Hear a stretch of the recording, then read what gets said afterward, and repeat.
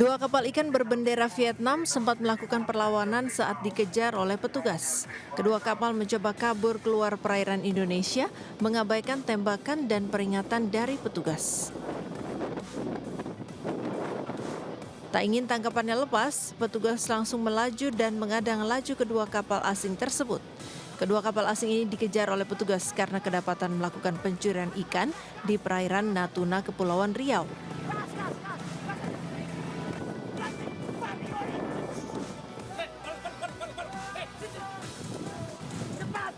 Kapal ikan Vietnam ini juga mengoperasikan alat tangkap troll yang dilarang di Indonesia. Kedua kapal mengangkut 30 ABK berkewarganegaraan Vietnam dan hampir 5 ton ikan campur hasil jarahan.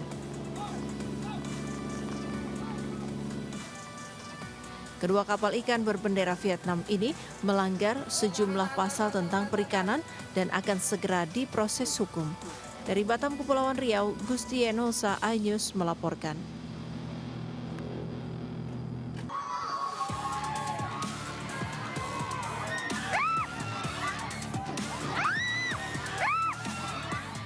Tengah viral di media sosial, video amatir yang merekam detik-detik seorang pengunjung Jawa Timur Park 1 terlempar dari wahana 360 pendulum.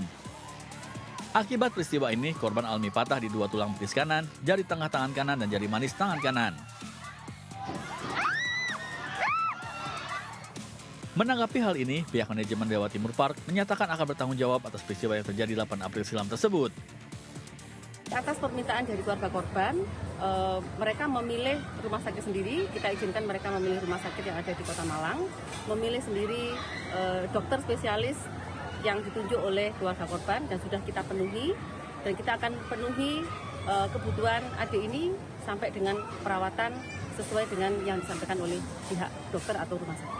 Artinya full semua biaya ditanggung oleh Sati Bapak? Ya, kita akan cover kebutuhan adik ini sampai dengan perawatan berikutnya. Sementara itu, Polres Batu menyampaikan sudah melakukan olah TKP dan memeriksa 6 orang, yaitu korban, orang tua korban, operator, kapten operator, tim medis, dan manajemen pengelola.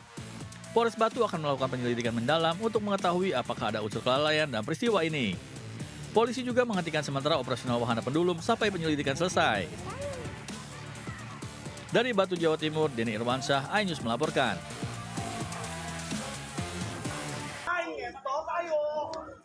Anggota Satreskrim Polres Metro Depok terlibat kericuhan dengan sekelompok warga di Kampung Baru Harjamukti, Kota Depok, Jawa Barat.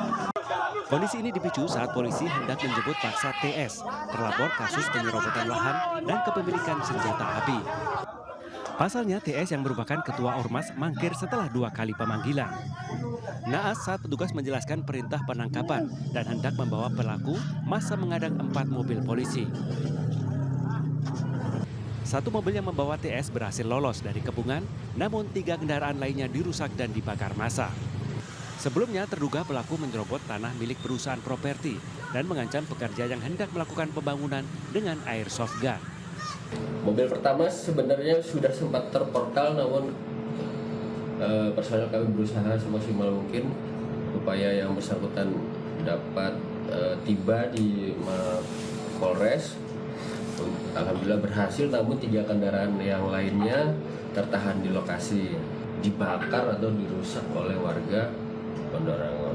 Tidak ada korban dalam peristiwa tersebut. TS beserta barang bukti airsoft gun diamankan di Mapolres Depok. Kini polisi tengah mendalami para pelaku pembakaran dan perusakan mobil. Dari Depok, Jawa Barat, Iyung Rizky, iNews melaporkan.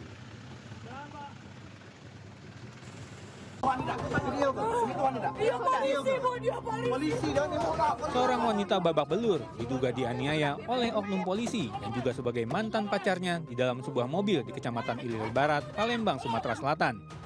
Warga yang melihat kebrutalan oknum polisi tersebut berusaha melerai, namun ditodongkan senjata. Diketahui penganiayaan ini terjadi karena penganiaya cemburu setelah mengetahui mantan pacarnya telah memiliki kekasih baru.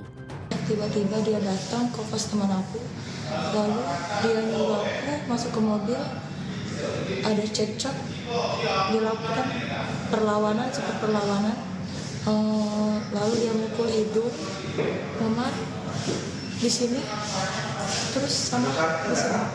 Kasus penganiayaan ini tengah dalam penyelidikan Direktorat Reserse Kriminal Umum Polda Sumsel. Pelaku dijerat pasal tentang penganiayaan dan terancam hukuman 5 tahun penjara. Dari Palembang, Sumatera Selatan, Guntur Ainus melaporkan.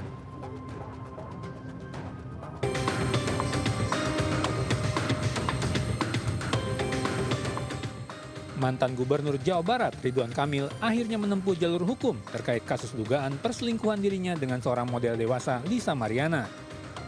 Laporan tersebut diajukan ke pihak Bareskrim Polri dengan sangkaan pelanggaran Undang-Undang ITE. Dalam konferensi pers Jumat siang di Kemang, Jakarta Selatan, kuasa hukum Ridwan Kamil menyatakan tindakan ini diambil sebagai respon atas tuduhan sepihak yang disebarkan Lisa Mariana ke publik dan dianggap sudah mengganggu psikologis serta mencemarkan nama baik keluarga. Laporan polisi ini merupakan jawaban atas somasi dari pihak Lisa Mariana, di mana semua tuduhan yang dilayangkan adalah tidak benar. Sebelumnya, pihak Lisa Mariana sudah melayangkan somasi kepada Ridwan Kamil dan menuntut pertemuan serta sejumlah dana untuk kebutuhan hidup anak yang disebut hasil hubungan keduanya, hingga tes DNA untuk membuktikan bahwa sang anak adalah hasil hubungan dengan Ridwan Kamil. Kasus ini semakin rumit setelah seorang pria bernama Revelino mengaku sebagai ayah biologis dari anak Lisa Mariana dan menyatakan siap melakukan tes DNA untuk membuktikannya.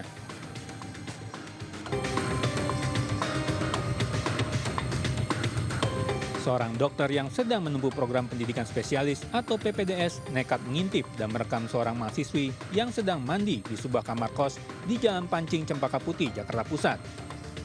Aksi bejat pelaku yang terjadi 15 April lalu menyasar korban yang merupakan mahasiswi yang tinggal di salah satu kamar kos. Korban yang bersama sejumlah rekannya menangkap basah perbuatan pelaku, kemudian langsung mengamankannya dan melaporkannya ke Polres Metro Jakarta Pusat. Akibat ulahnya, pria berinisial MA itu harus berurusan dengan polisi, hingga akhirnya ditetapkan sebagai tersangka. Inisial MA. Kemudian pada saat itu juga korban beserta teman-temannya membawa pelaku ke Polres Metro Jakarta Pusat untuk diproses lebih lanjut. Oh, diamankan sendiri sama korban? Iya, benar. Korban membawa beserta teman-temannya membawa pelaku ke Polres. Tersangka dijerat pasal tentang pornografi dan terancam hukuman 12 tahun penjara. Dari Jakarta, Rani Sanjaya, iNews melaporkan.